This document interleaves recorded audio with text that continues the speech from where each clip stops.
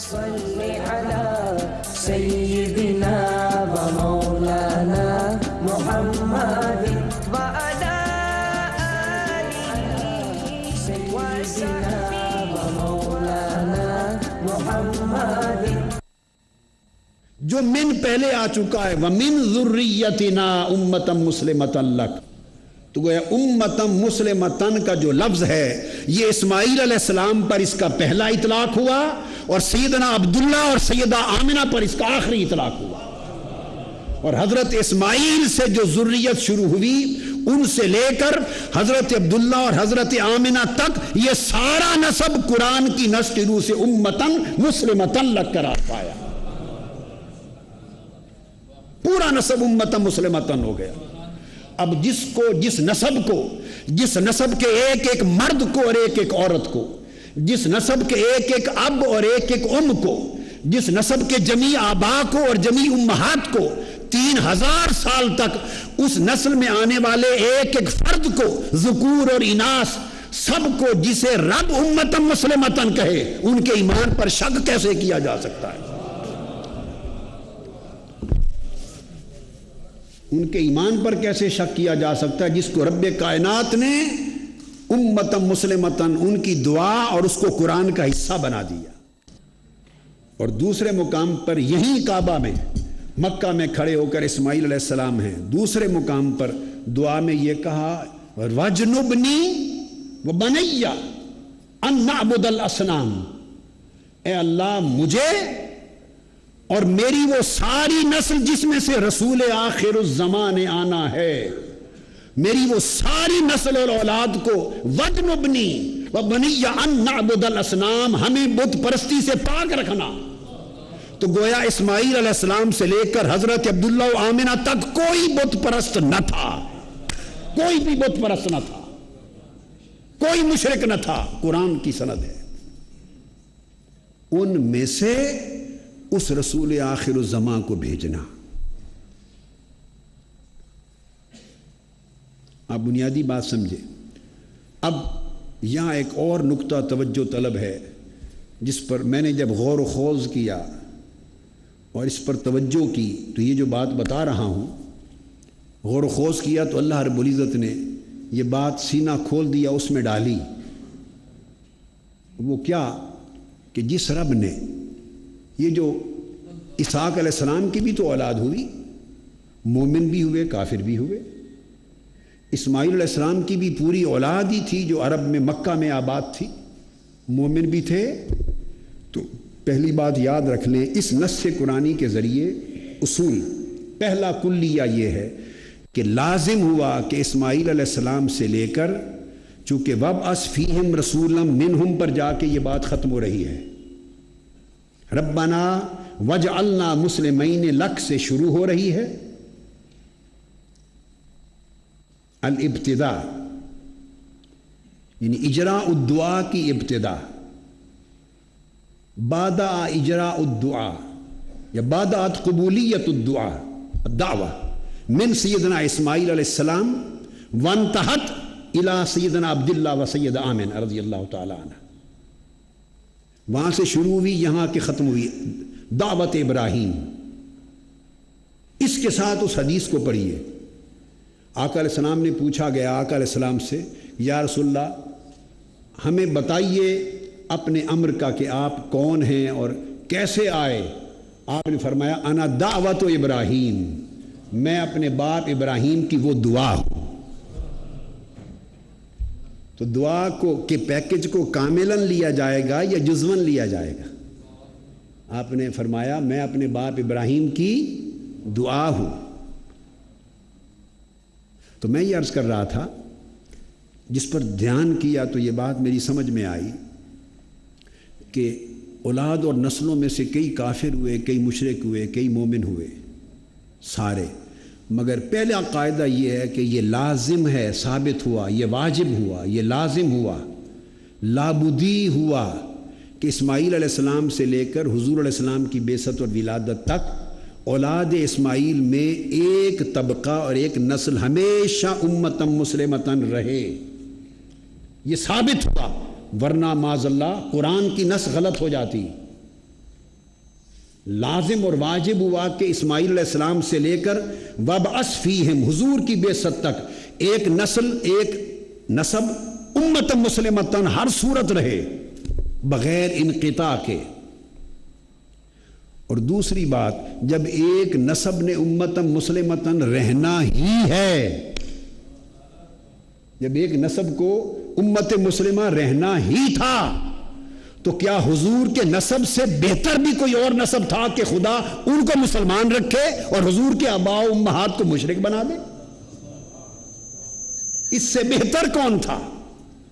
جبکہ آقا علیہ السلام نے فرمایا کہ میں سب سے بہتر قرون میں ہوتا آیا ہوں، سب سے بہتر نسلوں اور قبیلوں میں اور گھروں میں آیا ہوں۔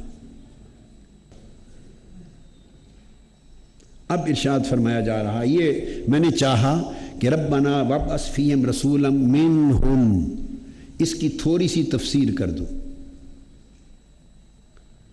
اب پھر وہی بات اس طرف آ رہے ہے کہ حدیث اور سنت وہی ہے، تو یہاں جی حضور علیہ الصلوۃ والسلام کا جو منصب ہے وہ بھی فرمایا یتلو علیہم آیاتک، آپ کی آیتیں وہ تلاوت کرے، وَيُعَلِّمُهُمُ الْكِتَابَ وَالْحِكْمَةَ، اور جو کتاب اور حکمت تو نازل فرمائے گا اس پر اس کی تعلیم دے گا،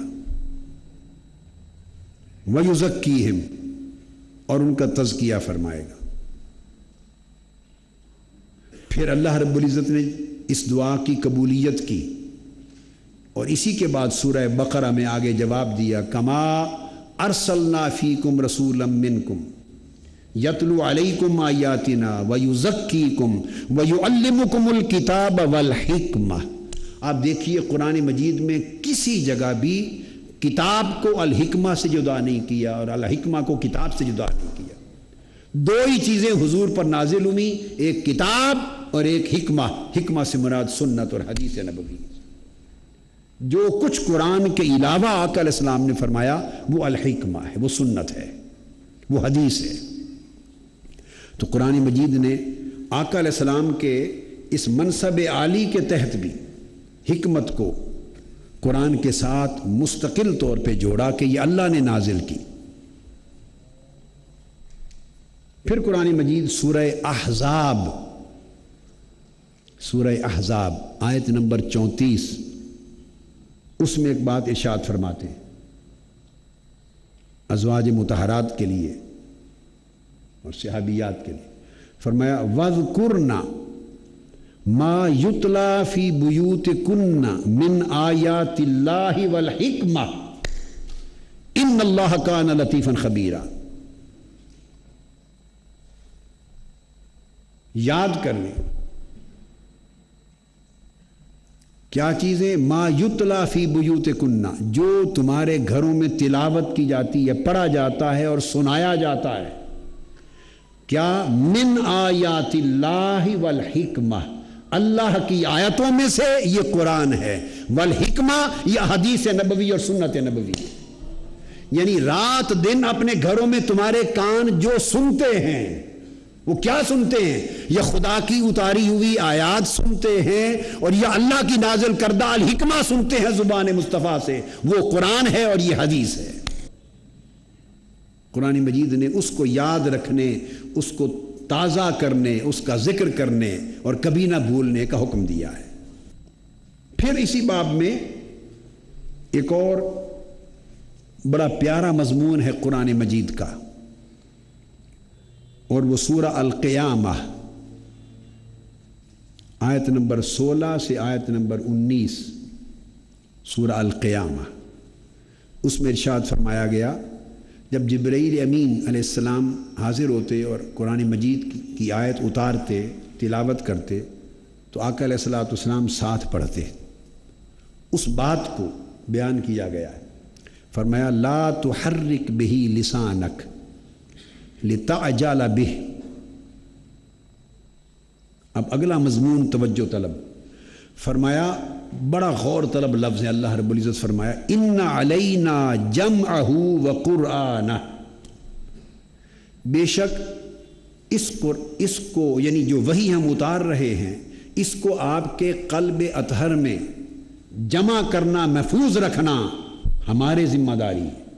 آقا علیہ السلام ساتھ ساتھ تیزی سے اس لیے پڑھتے، اس خیال سے کہ شاید کوئی لفظ رہ نہ جائے یا اس کا بھول نہ ہو جائے۔ اللہ رب العزت نے منع فرما دیا، محبوب تم نہیں بھولنے والے، آپ نہیں بھولیں گے، ایسے تعجیل نہ کریں، تیزی نہ کریں، آپ نہیں بھولیں گے۔ کیوں؟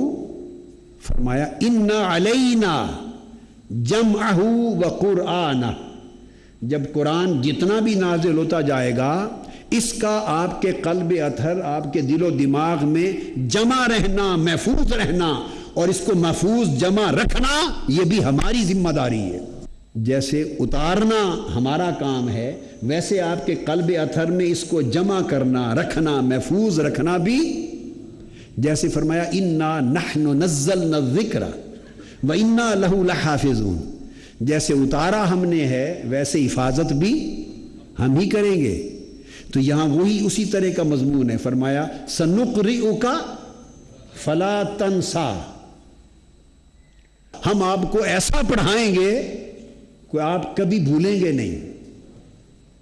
یہ سَنُقْرِئُكَ فَلَا تَنْسَى کا مضمون ہے۔ اِنَّ عَلَيْنَا جَمْعَهُ وَقُرْآنَهُ، اس قرآن کو، اس وحی کو آپ کے دل مبارک، قلب مبارک میں جمع رکھنا، محفوظ رکھنا یہ بھی ہماری ذمہ داری ہے۔ اور قرآن، اور پھر اس کو پڑھنا یہ بھی ہماری ذمہ داری ہے۔ اور اگلی آیت کریمہ میں جو خاص لفظ ہے توجہ طلب، اب یہاں تک اللہ رب العزت نے ذمہ داری اپنی فرمائی، اس قرآن کو اتارنا، آپ کے قلب مبارک میں اس کو محفوظ رکھنا، اور پھر اس کو صحت کے ساتھ پڑھانا، آپ کی زبان سے ادا کروانا۔ فَإِذَا قَرَأْنَاهُ فَاتَّبِعْ قُرْآنَهُ، تک یہاں تک تو بات ہوئی قرآن کی۔ اگلی آیت توجہ طلب ہے، ثُمَّ إِنَّ عَلَيْنَا بَيَانَهُ، یہ دو الگ باتیں ہیں۔ ایک ہے فَإِذَا قَرَأْنَاهُ فَاتَّبِعْ قُرْآنَهُ، اس قرآن کی آیتوں کو پڑھنا۔ جب قرآن نہ کہا اس کو پڑھنا تو اس سے مراد تو آیات قرآنی ہو گئیں۔ آپ میری بات سمجھ رہے ہیں کہ آپ صحیح پڑھ کے امت کو بتا دیں، صحابہ کو، یہ تو قرآنی آیات ہو گئیں، قرآن کا مضمون مکمل ہو گیا۔ اب فرمایا ثم ان علینا بیانہ، اب اس قرآن کی وضاحت کرنا بھی ہماری ذمہ داری ہے۔ جب قرآن کی شرح کریں گے اپنی زبان سے اور وہ حدیث ہوگی، ثم ان علینا، وہ حدیث بھی ہمارے اوپر ذمہ داری ہے، وہ بھی میں اتاروں گا، وہ میری نازل کردہ ہوگی، وہ بھی وحی ہوگی۔ تو قرآن بھی وحی ہوا اور قرآن کا بیان بھی وحی ہوا، جو آقا علیہ السلام نے فرمایا، قرآن بھی وحی اور اس کا بیان بھی وحی۔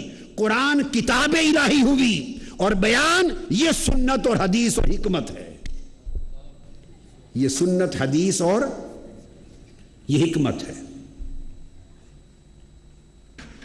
اور اس کی وضاحت پھر حدیث پاک میں آئی،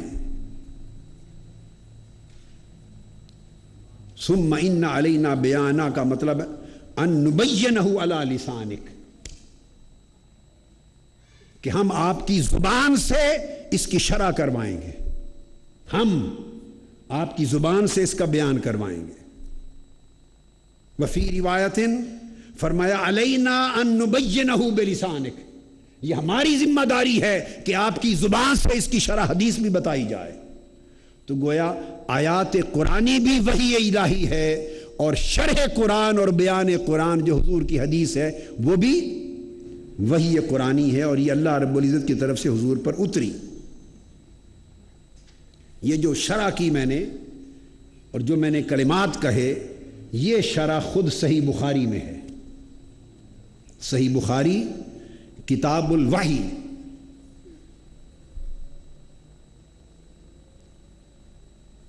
باب 4، اس طرح کتاب التفسیر سورۃ القیامہ باب ان علینا جمعہ وقرآنہ، یہی معنی صحت کے ساتھ امام بخاری نے آقا علیہ السلام سے روایت کیا۔ و باب فَإِذَا قَرَأْنَاهُ فَاتَّبِعْ قُرْآنَهُ، یہ صحیح بخاری میں. اس طرح صحیح مسلم کتاب الصلاۃ میں ہے. صحیح مسلم کتاب الصلاۃ باب الاستماع للقراءة، باب الاستماع للقراءة. بخاری اور مسلم دونوں میں متفق علیہ حدیث. یہ شرح جو کی میں نے، یہ بخاری مسلم کی متفق علیہ ہے کہ آپ کی زبان سے اس کی شرح کروانا بھی ہماری ذمہ داری ہے. تو جس طرح قرآن وحی ہے اس طرح حدیث نبوی بھی وحی ہو گئی. فرق صرف یہ رہ گیا کہ وہ الفاظ کی صورت میں بھی وحی ہے معنی کے ساتھ، اور یہ معنن وحی ہے الفاظ آقا علیہ السلام کے. اسی طرح قرآن مجید میں ارشاد فرمایا سورہ النحل آیت نمبر 44 میں، وَأَنزَلْنَا إِلَيْكَ الذِّكْرَ لِتُبَيِّنَ لِلنَّاسِ مَا نُزِّلَ إِلَيْهِمْ وَلَعَلَّهُمْ يَتَفَكَّرُونَ. ہم نے آپ پر ذکر یعنی قرآن نازل کیا تاکہ آپ لوگوں کے لیے اس کی وضاحت بھی فرمائیں. تو اس کی وضاحت بھی اللہ کی طرف سے منزل ہوئی اور فریضہ رسالت میں شامل ہوئی.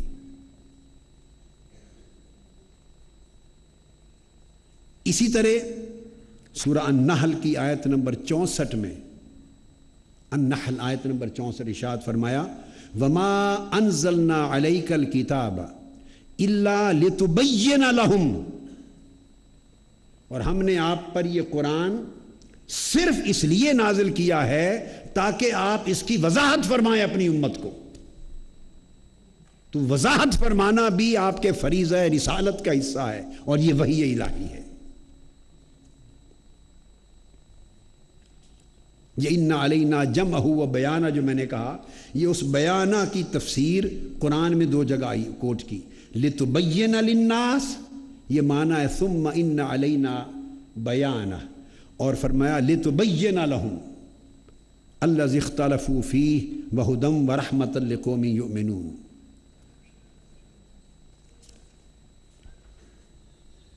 یہ نقطہ وضاحت کے ساتھ اب تک عرض کیا کہ حضور کی حدیث و سنت بھی وحی ہے، اور یہ آیات قرآنی ہی کی طرح حجت ہے.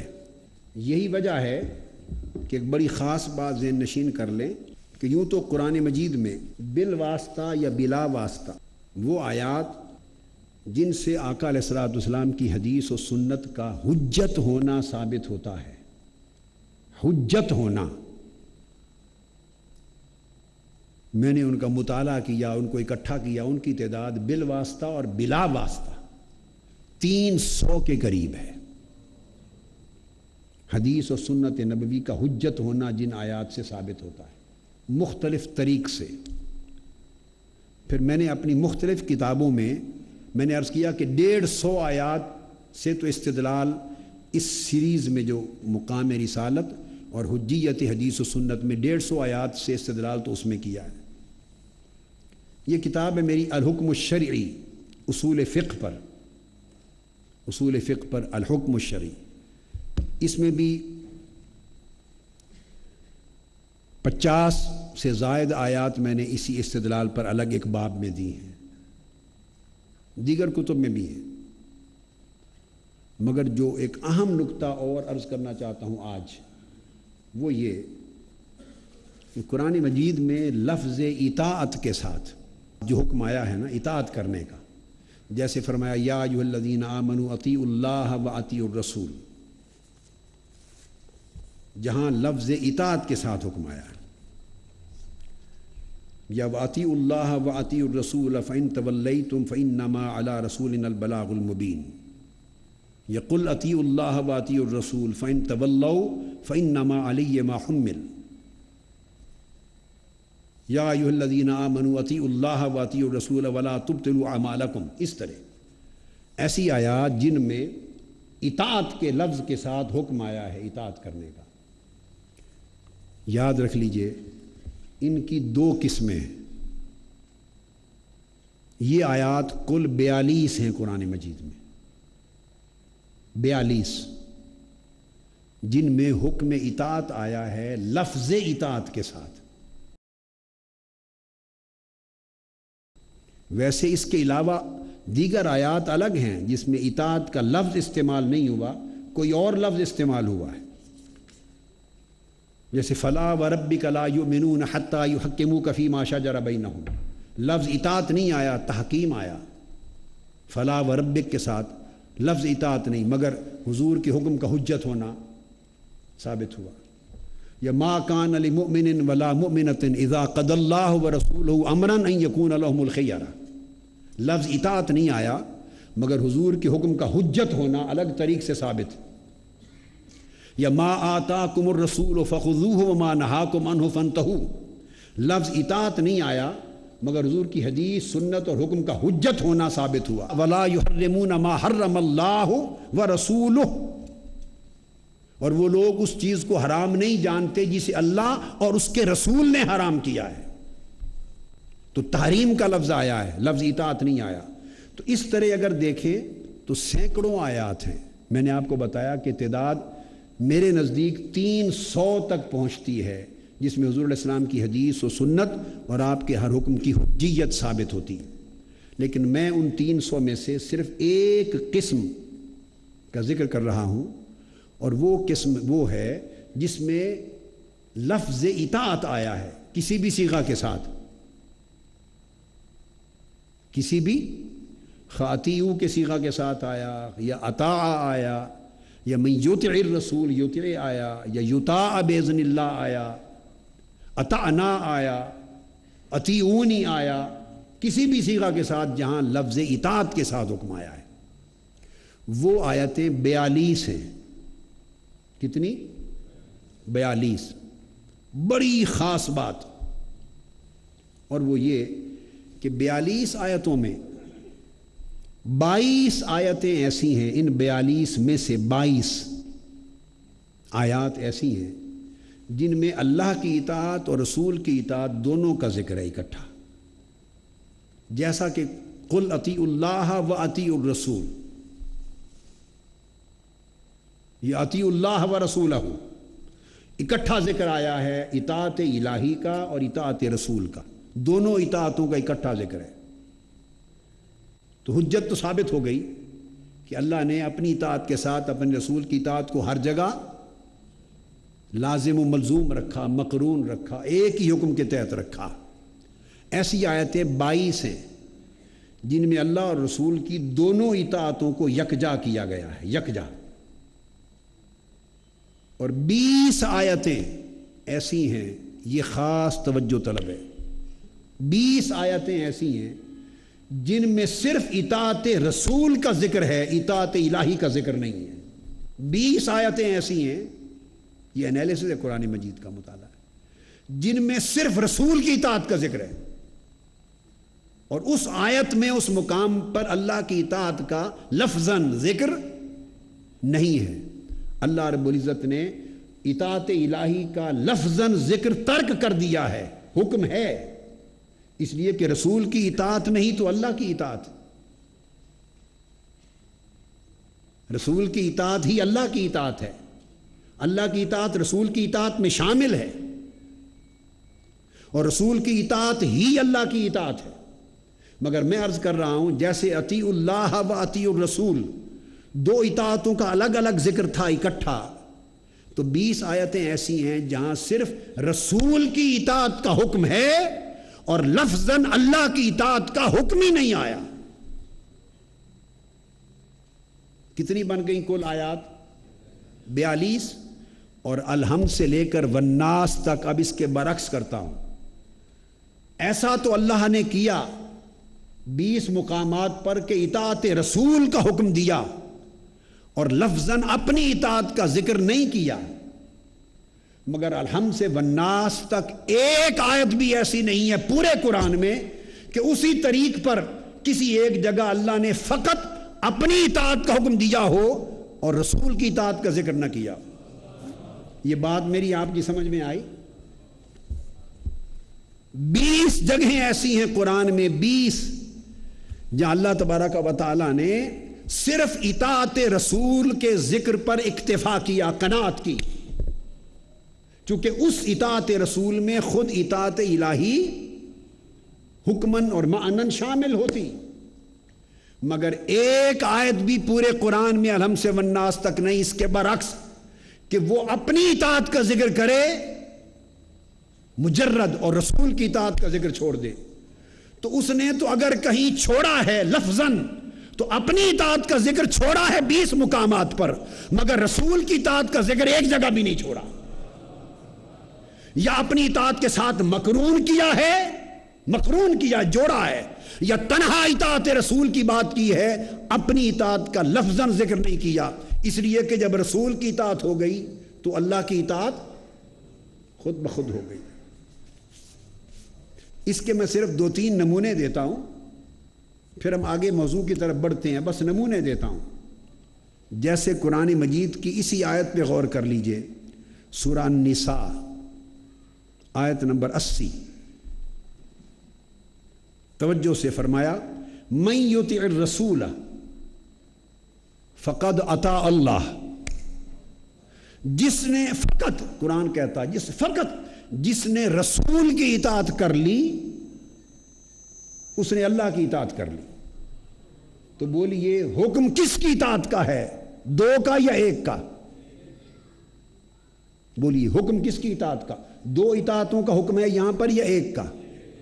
من یطع الرسول فقد اطاع اللہ، یہ تو اس کا نتیجہ ہے کہ اگر رسول کی اطاعت کر لی تو وہ خود بخود اللہ کی اطاعت ہو گئی، اللہ اسے اپنی اطاعت تصور کر لے گا، یہ تو اس کا حکم ہے، آگے یہ اس کا صلہ اور نتیجہ ہے، مگر حکم جو دیا جا رہا ہے جو رسول کی اطاعت کر لے، ترکیز اطاعت رسول پر ہے۔ اسی طرح قرآن مجید میں اس آیت پہ غور کیجئے، وما ارسلنا من رسول الا لیطاع باذن اللہ، ہم جس بھی رسول کو بھیجتے ہیں، جس رسول کو بھی بھیجتے ہیں، صرف اس لیے بھیجتے ہیں کہ امر الہی سے اس کی اطاعت کی جائے۔ بولیے کتنی اطاعتوں کا ذکر ہے یہاں؟ اللہ کا امر کتنی اطاعتوں کے لیے ہے؟ اذن الہی کتنی اطاعتوں کے لیے؟ لیطاع، تاکہ اس رسول کی اطاعت کی جائے، یہ اللہ کا امر ہے، اس لیے بھیجتے ہیں۔ آپ کو بات سمجھ آ گئی؟ اب ایک اور آیت کوٹ کرتا ہوں بطور نمونہ، سورہ النور آیت نمبر 56، فرمایا وَأَقِیمُوا الصَّلَاةَ وَآتُوا الزَّکَاةَ وَأَطِیعُوا الرَّسُولَ لَعَلَّکُمْ تُرْحَمُونَ۔ فرمایا لوگوں نماز قائم کرو اور زکوٰۃ ادا کرو اور رسول کی اطاعت کرو تاکہ تم پر رحم کیا جائے۔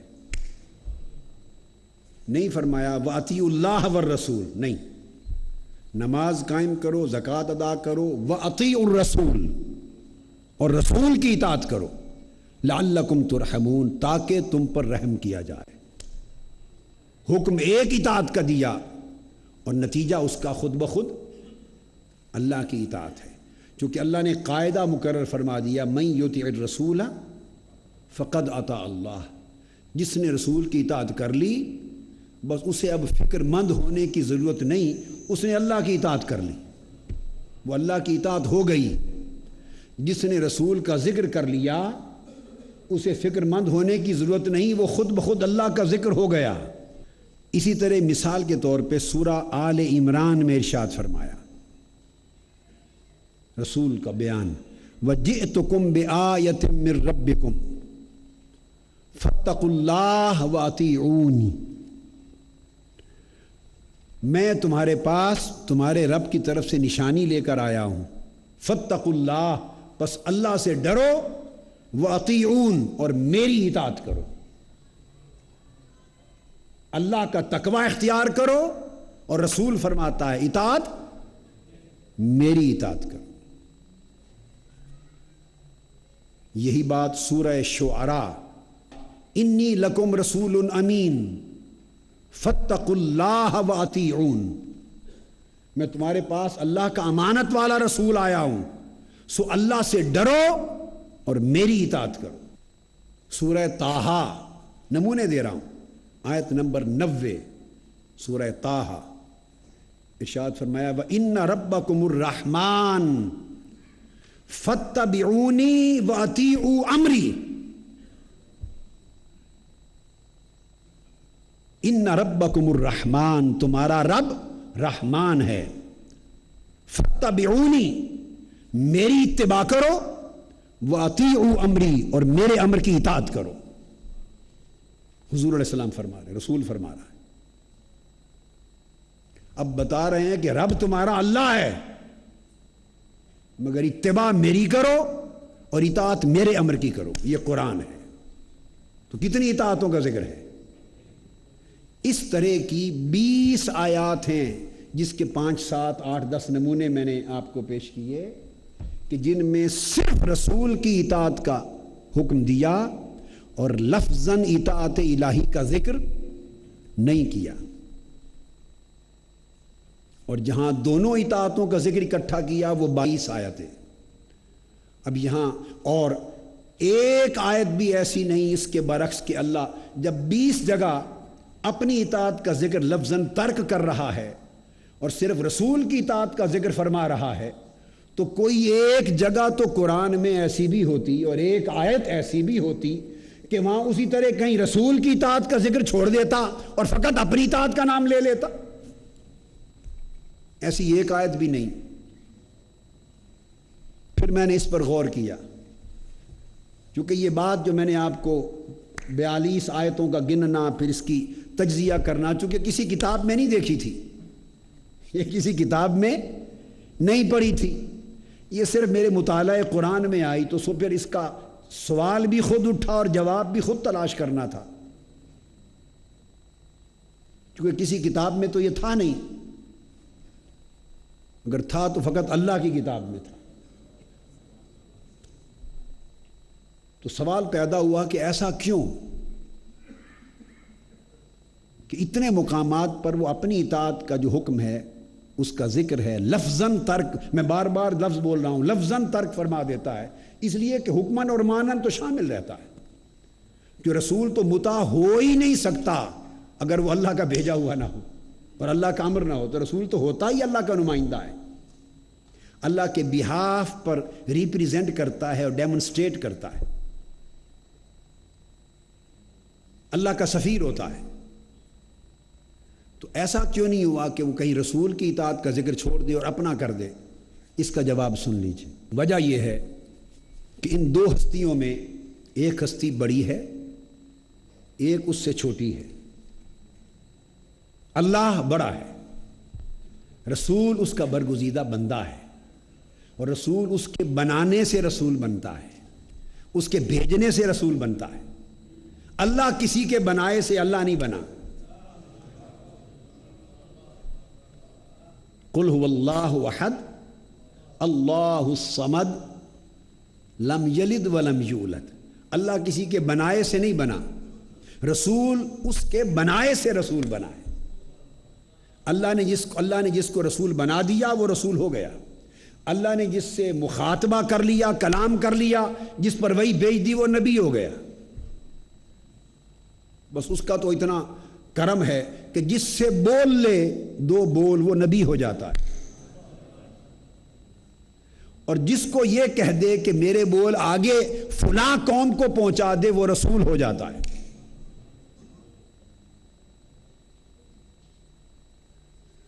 تو اللہ کسی کے بنائے سے اللہ نہیں بنا، رسول اللہ کے بنانے سے بنا ہے۔ وہ خالق ہے، رسول مخلوق، وہ مالک ہے، رسول مملوک، وہ معبود ہے، رسول عبد، عبد مکرم، عبد مقرب۔ سو وہ بڑا ہے، رسول اللہ کے بندے ہونے کے ناطے اللہ سے چھوٹے، مخلوق جو ہوئے۔ اب نکتہ سمجھیں، مثال دیتا ہوں، 2 کا ذکر ہو، ان میں ایک بڑا ہو ایک چھوٹا،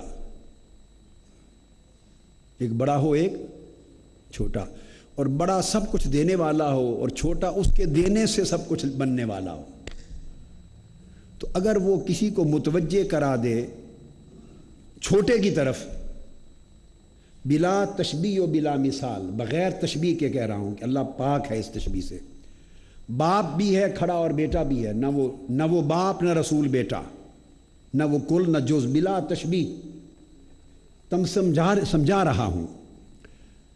اگر باپ اپنے بیٹے کی طرف اشارہ کر کے کہہ دے کہ جو اس سے محبت کرے گا وہ مجھ سے محبت کرے گا، تو چونکہ وہ اس کا بیٹا چھوٹا ہے تو بندے چھوٹے سے محبت کر کے بڑے کی محبت سے بے نیاز نہیں ہوں گے. وہ سمجھ رہے ہیں کہ مقصود اس کی محبت ہے، اور یہ اس نے اس کا طریق بتایا ہے، جو اس میرے بیٹے سے محبت کرے گا وہ مجھ سے محبت کرے گا. من احب حسنا و حسینا فقد احبنی، جس نے حسن اور حسین سے محبت کی اس نے مجھ سے محبت کی. تو بتایا یہ جا رہا ہے کہ اصل مقصود اور منزل محبت مصطفیٰ ہے، میری محبت ہے، مگر میری محبت کو پانا ہے تو حسن اور حسین سے محبت کرو. اب بات کو سمجھ رہے ہیں نا؟ من احبنی فقد احب اللہ، جس نے مجھ سے محبت کی اس نے اللہ سے محبت کی. تو یہاں مراد کیا ہے کہ اصل مقصود محبت الہی ہے، اور اللہ کی محبت کو پانے کا واحد وسیلہ محبت رسول ہے. تو بات یہ ہے کہ اگر چھوٹے پر مرکوز کر دیں، چھوٹے پر، تو جس بڑے کی وجہ سے وہ بڑا بنا ہے لوگ اس سے بے نیاز نہیں ہوتے، اس سے توجہ نہیں ہٹتی. وہ چھوٹا پھر بھی واسطہ رہتا ہے، منزل وہی بڑا رہتا ہے. اور اگر بڑا اپنے اوپر مرکوز کر دے، یوں کہہ دے کہ جس نے مجھ سے محبت کی اس نے گویا میری ساری آل اولاد سے محبت کر لی. اب جب یہ بات ہو گئی تو لوگ اس بڑے سے محبت کریں گے اور باقی ساری آل کو چھوڑ دیں گے کہ مقصود انہیں ڈائریکٹ حاصل ہو گیا، ڈائریکٹ مل گیا. اللہ نے جب کہا کہ جس نے رسول کی اطاعت کی اس نے میری کی، تو اس کا مطلب ہے کہ رسول کی اطاعت واسطہ اور وسیلہ ہے، اور اللہ کی اطاعت مقصود ہے. اور اللہ کی اطاعت کا وہ مقصود خود بخود اطاعت رسول کے ذریعے حاصل ہو جاتا ہے. اور اگر اس کے برعکس اللہ یوں فرما دیتا من یطع اللہ فقد اطاع الرسول، اگر یوں کہہ دیتا من یطع اللہ فقد اطاع الرسول، جس نے اللہ کی اطاعت کی اس نے خود بخود رسول کی اطاعت کر لی، تو لوگ صرف اللہ کی اطاعت کرتے، رسول کو کون پوچھتا؟ لوگ رسول کو چھوڑ دیتے، رسول کو بھول جاتے، رسول کی اطاعت کی اہمیت بھول جاتی، رسول کی محبت کی اہمیت بھول جاتی، رسول کی عظمت بھول جاتی، رسول کی عزت اور حرمت بھول جاتی، اس لیے کہ بڑا راست جو مل گیا. وہ کہتے وسیلے کو کیا لینا ہے جب منزل مل گئی. تو اگر اللہ اپنا ذکر کرتا اور رسول کا چھوڑ دیتا تو رسول ڈی گریڈ ہو جاتا، رسول کا ذکر ایلیمینیٹ ہو جاتا. اور جب اللہ نے صرف رسول پر مرکوز کر دیا کہ ان کی اطاعت کر لو خود بخود میری ہو جائے گی، تو اس سے رسول ڈی گریڈ نہیں ہوا اور نہ اللہ ایلیمینیٹ ہوا، اس سے رسول اپ گریڈ ہوا، ایلیویٹ ہو گیا. حضور ایلیویٹ ہو گئے اور اللہ ایلیمینیٹ نہیں ہوا. حضور کا درجہ بلند ہو گیا اور اللہ کے درجے میں کوئی کمی نہیں آئی. اور اگر اللہ فرما دیتا جس نے میری اطاعت کی اس نے خود بخود رسول کی اطاعت کر لی، تو رسول کی اطاعت لوگوں کے نزدیک غیر اہم ہو جاتی.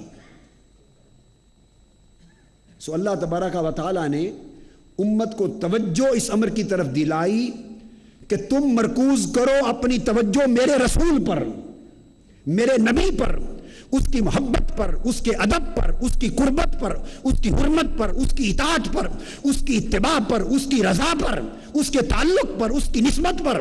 خود کو میرے رسول سے جوڑو، اور جو میرے رسول سے جڑ جائے گا وہ خود بخود مجھ سے جڑ جائے گا.